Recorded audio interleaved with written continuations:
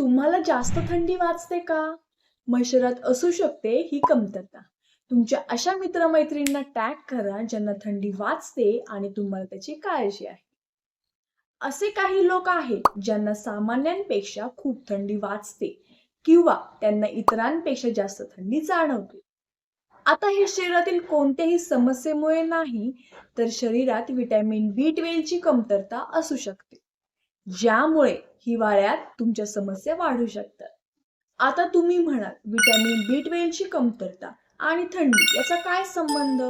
कारण vitamin B12 शरीरातील लाल रक्तपेशी तयार करण्यास मदत करते. हे रक्ताद्वारे शरीराच्या प्रत्येक भागात ऑक्सिजन पोहोचवते.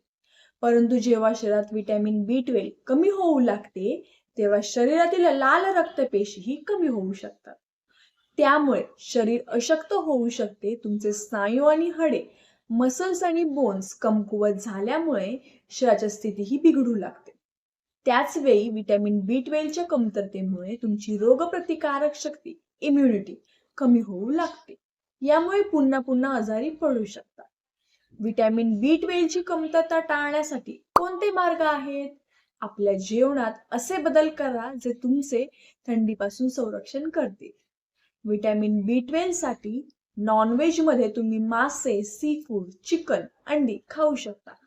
तसेच संत्रे, द्राक्ष, सफरचंद या हिवाळ्यातील फळांमध्ये व्हिटॅमिन बी12 मिळते.